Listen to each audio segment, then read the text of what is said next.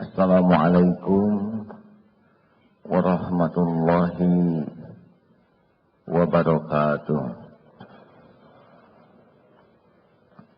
Alhamdulillah. Alhamdulillahi rabbil alamin. Alhamdulillahilladzi khalaqal mauta wal hayata liyabluwakum ayyukum ahsanu amala wa huwal azizul ghafur. Allahumma salli wa sallim wa barik ala sayyidina wa maulana Muhammad wa ala alihi wa ashabihi ajma'in. Ya Allah, ya Sami, ya Bashir. Allahumma inna nas'aluka ridhaka wal jannah wa na'udzu bika min sakhatika wan nar. Allahumma ja'alna hajjan mabrura wa sa'yan mashkura wa dhanban maghfura wa tijaratan lan tabur. Allahumma iftah lana hikmataka wansur alaina rahmataka ya dzal jalali wal ikram. Duha yang maha menatap, berkahi majelis ini. Jadikan siapapun yang kau hadirkan menjadi hamba yang kau ampuni seluruh dosanya. Engkau lapangkan hatinya, engkau berikan hakul yakin padamu. Jadikan siapapun yang hadir menjadi hamba yang kau jamu di Baitullahmu ya Allah. Haji, hajah, mabrur, mabrur. Istiqomahkan kami ya Allah sampai husnul khatimah. Taqabbal minna ya karim. Innaka antas sami'ul alim. Amin ya Allah ya rabbal alamin.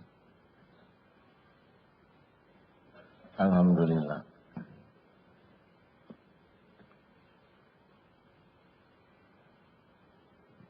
Saya pulang haji ini pertama kali ya. Oh, berarti benar. Barusan doa mudah-mudahan diijabah. Terima kasih hadirin. Asma Allah yang kita bahas dalam kesempatan ini, As-Sami', Allah yang maha mendengar.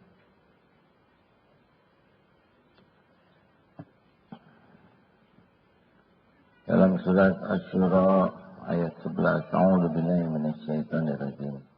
Laisa kamitslihi syai'un wa huwas sami'ul basir. Tidak ada satupun yang serupa dengan Allah. Allah tidak bisa terbayangkan oleh kita karena akal kita hanya bisa membayangkan yang serba terbatas. Allah tidak menyerupai dan diserupai apapun. Laisa kamitslihi syai'un. Jadi kalau ada orang yang agama lain, pasti menyerupakan Allah dengan sesuatu. Ada yang dengan patung, ada yang dengan beragam. Bahkan ada yang mengatakan 3 dalam 1 itu seperti ombak, air, buih. 3 tapi 1, 1 tapi 3. Dalam Islam tidak bisa Allah dibandingkan dengan ombak. Yang lebih repot lagi ada yang membandingkan seperti rokok. Ada rokok, ada api, ada asap. 3 dalam 1, 1 dalam 3. Ini lebih menyedihkan. Tuhan seperti rokok. Wa huwas sami'ul alim. Dan Allah, dialah Allah yang maha mendengar lagi maha melihat. Hadirin, ini kita sedang didengar oleh Allah. Pasti. Allah mendengar semua suara. Semua suara, keras, pelan, lirih, tidak ada yang tidak didengar, tidak ada yang tertukar. Walaupun seluruh manusia dan jin di dunia ini berdoa dengan bahasa masing-masing, dengan keinginan masing-masing, dengan nada masing-masing, pasti didengar oleh Allah secara akurat. Ijabahnya tidak ada yang tertukar, tidak ada yang meleset. Tidak ada yang tersembunyi. Semua bahasa, semua obrolan, semuanya didengar. Seperti Benyamin Perdana Menteri Israel, Benyamin N itu mengadakan rapat dengan semua krunya, para pejabatnya, termasuk Sinbad, itu intelijennya mereka, apa saja, bagi Allah. Semua rapat itu jelas. Tidak ada pembicaraan rahasia, kecuali Allah pasti tahu. Jadi orang-orang yang merasa aman dari perkataan, dari pendengaran Allah biasanya banyak bicara. Itulah sebabnya para orang yang mengenal Allah akan sangat hemat berbicara. Karena dia tahu setiap perkataan pasti dicatat, setiap perkataan pasti kembali kepada dirinya sendiri. Ini maaf hadirin, mana yang terpenting dari dakwah ini? Pendengaran saudara-saudara, bagi saya ini ya, atau Allah yang maha mendengar? Allah yang maha mendengar. Kalau saya sekarang merekayasa kata-kata supaya kelihatan hebat, mengesankan, dan Allah tahu isi hati saya, ini ngomong, diatur kata-katanya supaya indah, mengagumkan, mempesona, itu tidak berguna bagi Allah. Yang penting bicara itu niatnya lurus, dan yang dikatakannya benar. Sudah cukup. Kita tidak bisa membulak-balik hati orang. Saya tidak punya kemampuan sama sekali mempengaruhi saudara-saudara. Tidak bisa. Tidak bisa memasuki pikiran, tidak bisa memasuki hati, karena itu adalah pekerjaan Allah yang Maha Kuasa. Tugas saya adalah menjaga hati saya agar yang dikatakan ini mudah-mudahan sing ikhlas, tidak ngarep apa-apa selain ngarep-ngarep Allah ridho saja, dan berusaha berkata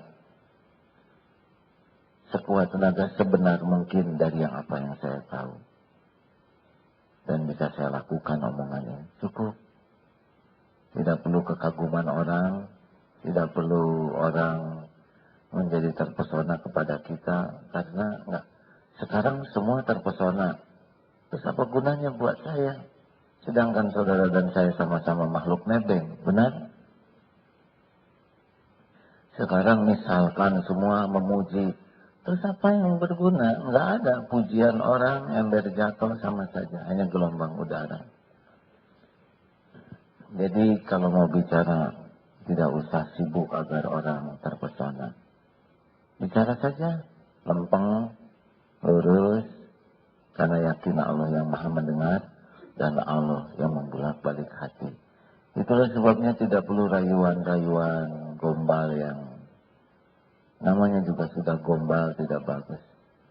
Kalau saudara mau menikah dengan seseorang, atau saudara ingin dicintai seseorang, ketahuilah rayuan itu tidak ngepek bagi Allah, ya. Saudara sudah merangkai kata-kata seindah mungkin, tapi orang yang membacanya ditakdirkan enak kepada kita, enak saja hadirin. Ini serius, ya. Bicara lurus-lurus saja. Misalkan mau melamar, karena kita tahu yang membulak-balik hati adalah Allah. Tidak perlu engkau, susahlah, saya udah nggak ingat rayuan-rayuan zaman dulu, ya. Karena kita tahu yang membulak-balik hati itu adalah Allah, jadi lebih baik bicara yang secukupnya, seperlunya, supaya Allah ridho. Mungkin bicara yang sederhana itu yang membuat Allah ridho, dan Allah yang membulak-balik hatinya. Benar? Jadi luar biasanya keyakinan Allah yang maha mendengar, Allah yang maha tahu, dan Allah yang maha kuasa. Mungkin ingat ya ilmu menyelesaikan masalah, bahwa kita itu Berat ringannya masalah itu bukan karena masalahnya. Berat ringannya sebuah masalah adalah Allah nolong kita atau tidak. Halo? Jelas kan? Masih ingat pengajian yang dulu? Nggak ingat ya? Karena ada kemungkinan saya belum ngomong ini. Tolong diingat pola solusi ya. Jadi Allah menciptakan masalah untuk kita. Supaya apa? Supaya kita selesaikan? Tidak. Supaya kita ngaku kita ini hamba Allah yang Tuhan kita. Kita tidak berdaya, Allah yang Maha Kuasa. Kita tidak punya, Allah pemilik segalanya. Kita bodoh, Allah Maha Tahu. Persoalan membuat kita memposisikan diri jadi hamba Allah, kemudian patuh dan pasrah, Allah yang ambil-ambil. Wa may yattaqillah yaj'al lahu makhrajan wa yarzuqhu min haitsu la yahtasib. Wa may yatawakkal 'ala Allah fa huwa hasbuh. Barang siapa yang bertakwa kepada Allah, baginya jalan keluar. Jadi bukan karena pintar, bukan karena hebat, bukan karena jago, bukan karena berpengalaman. Jalan keluar yang paling bagus itu adalah kalau kita makin dekat dengan Allah. Disebut takwa. Jadi kurang bagaimana di Indonesia orang pintar, benar? Sudah bisa menghentikan Lapindo? Belum. Sekarang asap. Gak berdaya. Singapura juga Malaysia tidak berdaya. Nggak ada tuh pinter tuh aslinya. Yang pinter tuh adalah yang paling banyak ingat mati dan paling mempersiapkan diri untuk kematian. Itu yang paling cerdas. Jadi kalau kita disuruh belajar, kita disuruh berlatih, kita disuruh berpengalaman dan berwawasan, adalah supaya kita makin sungguh-sungguh. Bagaimana dengan ilmu, pengalaman, wawasan, kita jadi tahu diri, tahu Allah, dekat ke Allah, pasrah ke Allah, nanti Allah yang nolong kita. Itu rumusnya, hadirin. La haula wa la quwwata illa billah. Jadi jangan mengandalkan kepiawaian bicara untuk mempengaruhi orang. Berbicaralah supaya Allah ridho kepada kita. Allah yang ngebulak-balik hati orang. Setuju? Enak sebetulnya, lebih simpel bicara kita. Tidak usah pakai tegang, datang ke calon mertua, biasa saja. Pertama, belum tentu jodoh, ya. Ya yang menentukan maaf. Jangan ngobrol gitu, dicatatnya. Asli hadirin, tidak ada gerak-gerik kita yang tidak tercatat. Dan kembali ke kita. Jadi kalau ada persoalan, kita harus tahu, ini persoalan terjadi biiznillah. Ini persoalan hanya bisa selesai kalau Allah menolong. Apa yang harus saya lakukan sekarang? Husnuzon kepada Allah. Pasti ini sudah diukur oleh Allah. Tidak ada persoalan overdosis. Tidak ada hadirin. La yukallifullahu nafsan illa wus'aha. Allah tidak membebani seseorang kecuali sesuai dengan kesanggupannya. Ini dalam perintah. Perintah Allah kepada kita sudah sesuai. Tapi dalam hal apapun karena Allah Maha Adil. Allah itu Maha Adil. Adil itu menempatkan sesuatu pada tempatnya. Dan yang paling tahu tentang kita sebenarnya siapa? Allah, karena Allah yang menciptakan kita, Dia lebih tahu tentang kita daripada siapapun, bahkan daripada kita sendiri. Dan Allah udah ngukur semuanya. Allah tahu intelektual kita, Allah tahu latar belakang kita, Allah tahu perekonomian kita, Allah tahu kadar keimanan kita, Allah tahu fisik kita, Allah tahu hobi, bakat. Semuanya udah tahulah, karena Dia yang menciptakan kita. Lalu Allah ngasih ujian ke kita, udah pasti diukur. Kalau tidak terukur, misalkan terus kita nggak menjalaninya, pasti bukan salah kita. Coba sekarang SD dikasih ujian logaritma. Kata SD, ini guru bermasalah nih ya. Makin tinggi keyakinan ke Allah, pasti ujian makin berat. Oh, kalau gitu saya nggak mau kuat iman. Bisa berat. Saudara mau punya anak SMA pelajarannya ujian TK. Pasti sudah seimbang. Rasul begitu dahsyat ujiannya. Memang Allah udah siapkan keimanannya di sana. Kayak dokter spesialis bedah syaraf, mungkin ya saya nggak begitu ngerti. Pasti ujiannya bagian sana ya. Yang buat kita berat, tapi buat beliau ya biasa saja karena sudah belajar. Nah, jangan andalkan kata-kata untuk mempengaruhi orang, untuk cari muka, untuk ya acting, jangan. Andalkan kata-kata supaya Allah ridho ke kita. Lebih simpel aja kan. Nih kalau istri marah nih buat yang sudah punya istri ya. Jangan terlalu banyak bicara Pak. Istri itu enak dengar suami banyak bicara. Dan secukupnya saja. Ya Allah yang ngebulak-balik hati. Berkata sewajarnya secukupnya. Kalau salah ya akui salah. Gimana sih Papa gitu-gitu amat. Gak percaya sama istri. Ya saya salah Bu. Insya Allah saya perbaiki. Gitu dong. Sing pengertian. Insya Allah. Makasih Bu sudah ngasih tahu saya. Tapi benar. Kan kita ya. Mungkin sehari 2 hari masih rada jengkel sebagai penebus dosa kita ya. Tapi ingat Allah yang ngebulak-balik hati. Hari ini begini, besok bisa lain. Benar? Jangan ngandelin kata-kata sampai kita bohong, akal-akalan. Sumpah, sumpah. Nggak usah lebay begitu ya. Kita mau jujur, jujur. Bukan supaya orang percaya. Kita jujur mah supaya Allah suka saja. Kita sudah jujur, orang tidak percaya, ya nggak apa-apa. Nggak harus kok semua orang percaya ke kita. Benar?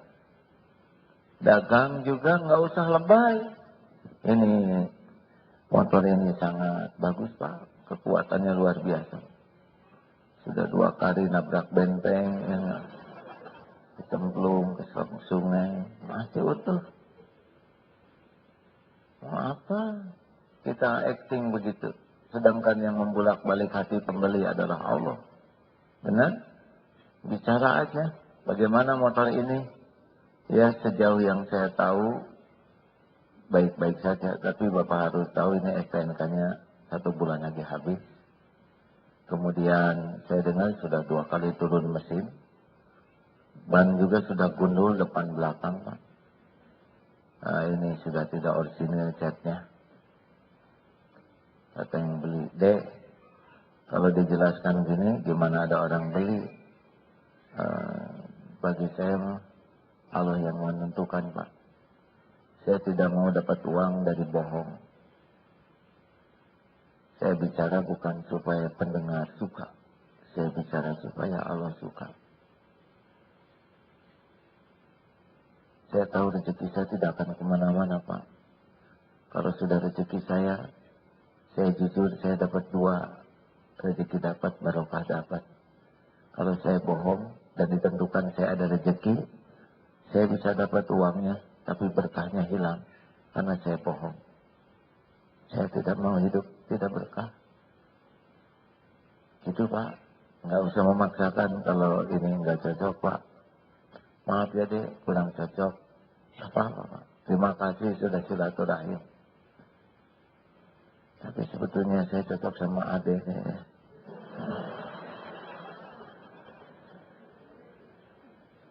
Mau nggak mengurus perusahaan saya? Saya baru cita-cita punya perusahaan. Ngomong-ngomong adek sudah nikah belum? Belum Pak. Sama dengan saya deh.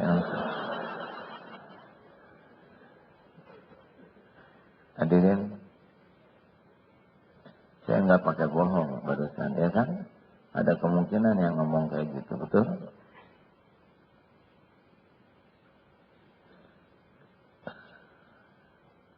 Tidak usah memaksakan diri ngobrol, ingin kelihatan serba tahu. Ngobrol tuh momen yang paling bahaya.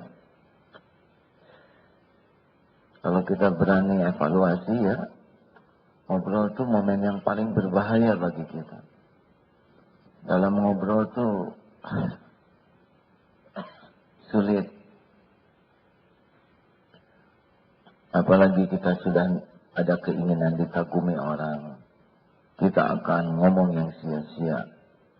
Dalam ngobrol ditambah-tambah, supaya orang mengakui kita lebih tahu.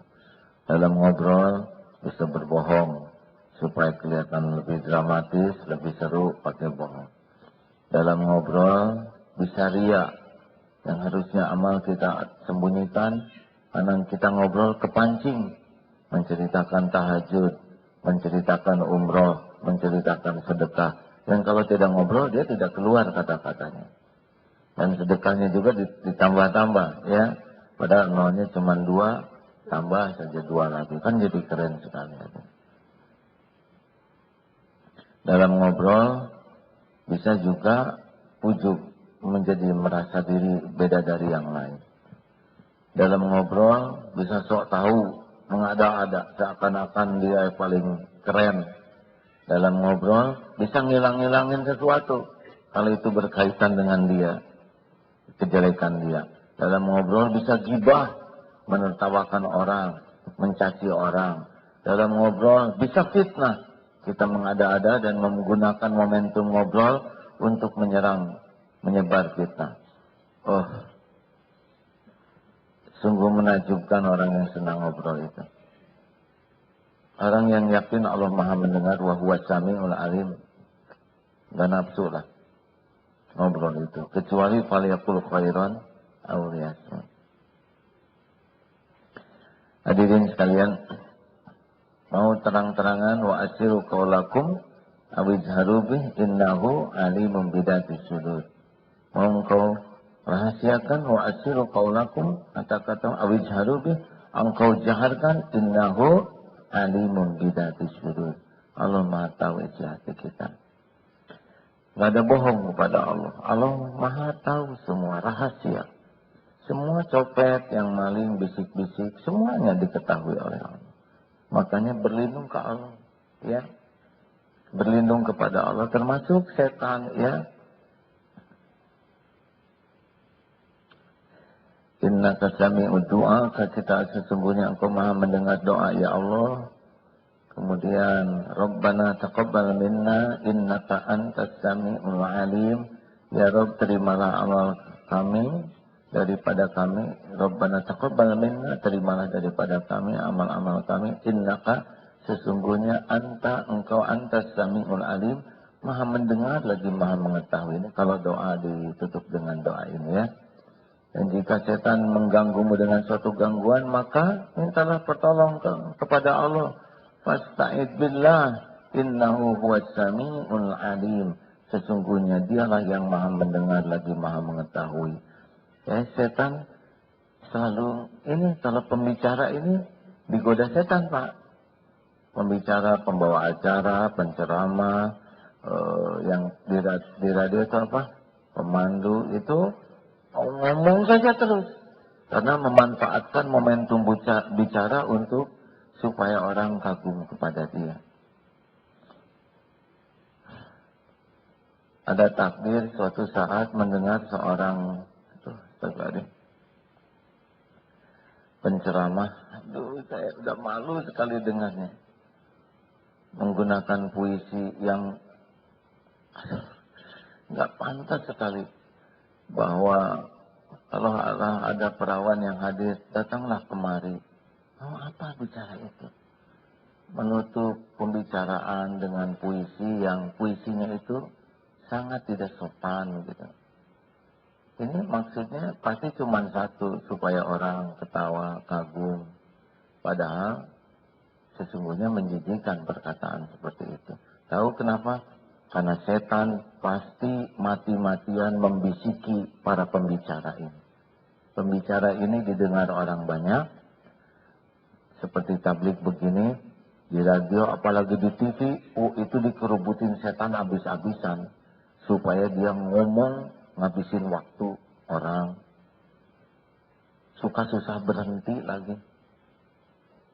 Dan pernah ada sebuah ceramah, udah panjang lebar, jamaah sudah lelah, lalu panitia sudah ngasih isyarat. Baiklah hadirin sekalian, bahasan kita sudah berakhir. Saya sudah melihat tanda-tanda dari panitia, maka kita akan lanjutkan bahasan kurban, ya, Idul Kurban. Jadi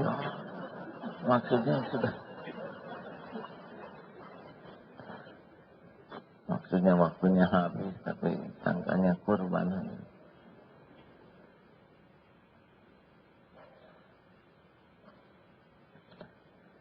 Para penceramah terus dibisiki setan supaya ngomong tidak manfaat, sehingga jamaah yang hadir mendapatkan kesia-siaan dan bicara yang menggelincirkan banyak orang. Makanya tampil di TV, tampil di radio. Oh, itu setan tuh udah habis-habisan tuh. Sekuat tenaga. Lebih aman duduk begini, Pak. Walaupun belum tentu aman sekali, ya. Tapi bicara di sini ini, setannya habis-habisan ngakalin supaya pulang dari sini jamaah bisa beramal yang salah.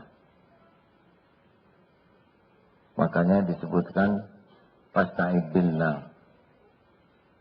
Harus berlindung kepada Allah. Saya tidak bisa lihat setan, tapi setan ngelihat saya. Saya rada sibuk, banyak urusan. Setan nggak punya urusan selain nipu, membisiki.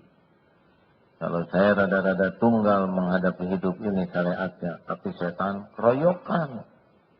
Apalagi yang bicara seperti ini kan strategi sekali untuk menyesatkan. Ya.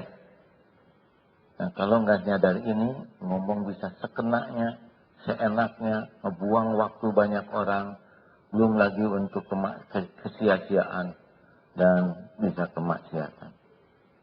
Makanya kalau mau bicara Rabbi shrah li sadri wa yassir li amri wahlul 'uqdatam min lisani yafqahu qawli. Ya Allah, lapangkan dadaku. Rabbi shrah li sadri wa yassir li amri, mudahkan urusanku.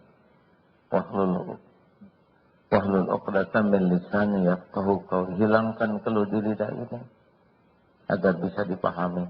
Allah yang menghilangkan, Allah yang membuat paham.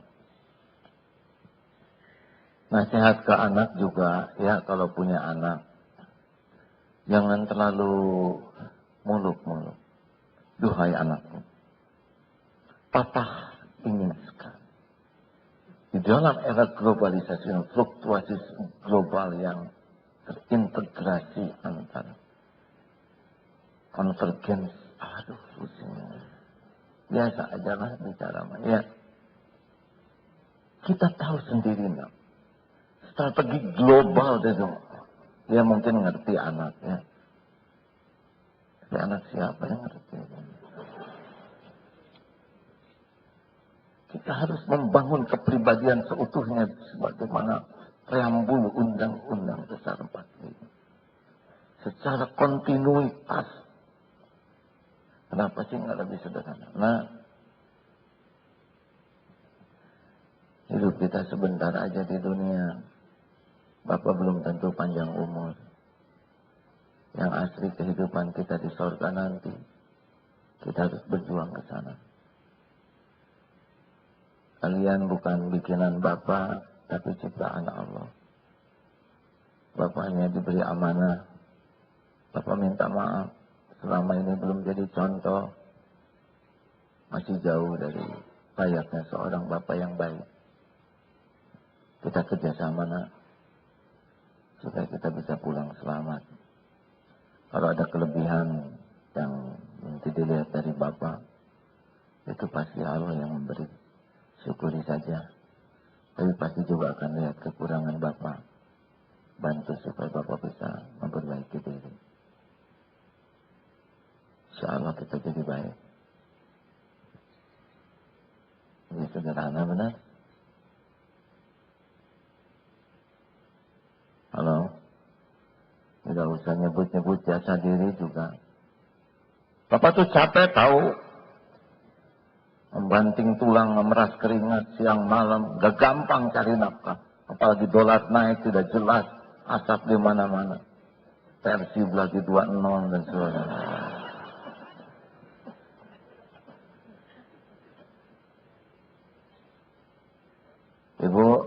Ibu terkesan nggak kalau suami terus menceritakan jasa kebaikannya?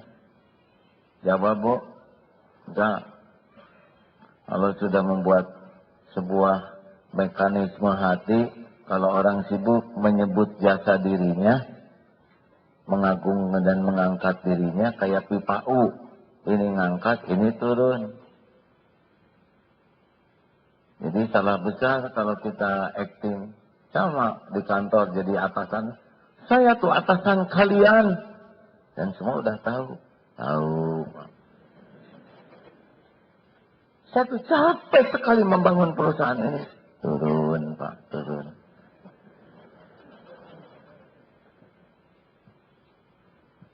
Ibu juga jangan suka nyebut-nyebut. Bapak capek cari nafkah. Tapi Bapak belum pernah hamil. Saya yang hamil, Pak. Saya yang melahirkan. Saya yang menyusui. Tahu apa jawaban si Bapak? Saya yang menghamili. Repot. Nggak ada gunanya obrolan kayak gini. Buang-buang waktu ya. Kekanak-kanakan dua-duanya. Biasa aja lah. Kita simpulkan. Setuju? Setuju hadirin? Kalau mau banyak zikir harus kurangin ngomong. Kalau kebanyakan ngomong yang tidak punya nilai, cenderung mengeras hatinya. Jadi bagaimana caranya? Terus saja, innaka antas samiul alim. Sesungguhnya engkau maha mendengar ya Allah. Lagi maha mengetahui. Jadi kalau kita ngobrol berdua, kita harus tahu yang ketiganya adalah Allah Subhanahu wa Ta'ala.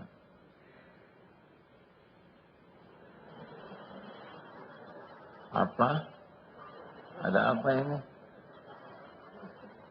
Ada yang salah ngomong, istighfar hadirin. Itu kalau dengan lawan jenis ya. Saya yang salah.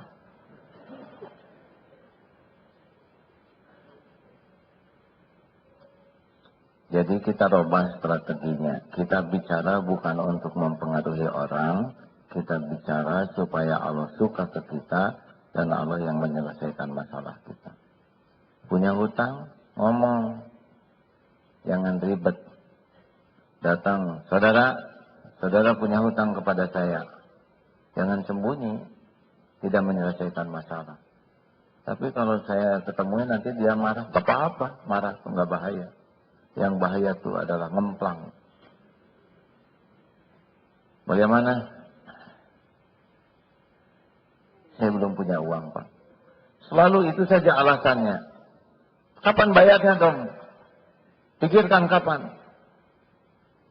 Saya ingin secepatnya, Pak. Saya juga tahu, penting bukti. Ya Allah, ya Allah. Hati itu ke Allah. Engkau yang membolak-balik hati. Engkau yang bisa membayar. Kalau ada uang, saya bayar secepatnya. Tanggalnya yang pas, kapan? Saya belum bisa membayangkan, Pak. Gak bisa. Ya Allah. Tunggu minggu depan. Ya Pak. Insya Allah mudah-mudahan minggu depan. Harus ada. Insya Allah. Tenang aja gitu. Jangan melakukan kebohongan-kebohongan. Saya janji minggu depan. Kalau nggak kebayang ya jangan. Tapi dia marah. Enggak, deket aja. Daripada bohong lebih baik dimarahin. Dan Allah juga tahu kita jujur. Benar? Itu pulang, ambil wudhu. Ya Allah, Engkau sudah saksikan. Saya berhutang untuk ngobatin ibu saya. Dan saya belum punya uang. Tapi saya percaya engkau akan membayarkan. Semoga kemarahan orang ini jadi penggugur dosa saya. Bayarkan ya Allah. Didengar tidak oleh Allah. Ampun ya Allah, kalau saya lebih takut ke orang daripada takut kepadamu. Datang lagi dia. Belum ada ya? Belum, Pak. Ikhtiar dong. Ya Allah, saya ikhtiar. Lama-lama saya bosan lagi-lagi begini. Sudah halal aja lah. Apa sih sulitnya bagi Allah membuat halal begitu? Sulit tidak? Sulit tidak? Saya juga pernah punya hutang dulu. Waktu ngebangun. Banyak 100 juta. Lama tidak ingat. Tiba-tiba Allah membuat ingat. Saya punya hutang. Cari catatan tidak ada. Tapi pasti hutang ini. Hutang adalah hutang. Sampai mati ini pasti ada. Cari teleponnya. Pak, saya punya hutang. Hutang apa? Dulu sudah lama sekali. Memang Bapak tidak memberi tanda bukti apapun. Tapi Allah pasti ingat. Dan Allah mengingatkan saya hutang ini. Saya juga udah lupa. Tapi saya ingat, Pak. Boleh dicicil. Ini apa-apaan. Udahlah, kalau memang ada halal. Alhamdulillah. Manis sekali ada. Tidak akan dikecewakan oleh Allah. Benar? Maka kalau ada perbedaan pendapat di rumah gitu ya, jangan terlalu banyak argumen untuk meyakinkan orang, tapi hanya berdasarkan bohong, mengada-ada, atau strategi, atau apalah. Karena Allah tahu ini bohong, ini tidak benar. Udah, nggak perlu, ya. Nggak perlu dengan argumen yang jelimet. Padahal kita, hati kecil kita tahu ini nggak benar omongan kita. Nggak usah, Allah juga tahu kita ngebohong. Halo? Berani tidak? Harus berani. Kalau salah ya ngaku salah. Sebetulnya kalau boleh bicara sama para koruptor yang ditangkap itu ya, udahlah nggak usah rewel ya. Bagaimana saudara terdakwa? Saya ngaku Pak, benar. Apa yang didakwakan oleh jaksa, benar semuanya. Saya menerima kesalahan ini. Jadi saudara tidak akan mending tidak Pak. Silakan jatuhkan hukuman seadil-adilnya. Kalau mau disita, sita saja Pak. Selama ini juga saya nggak pakai kok. Udah capek-capek korupsi, nyimpan di tempat lain, lihat enggak, megang enggak, makan enggak. Saya asam urat Pak. Dan kolesterol serta gula darah, jadi makan juga dikit. Sita aja lah Pak. Daripada uang ini jadi petaka bagi anak-anak saya nanti. Saudara ridho, lebih baik saya dihukum di dunia Pak, daripada di akhirat.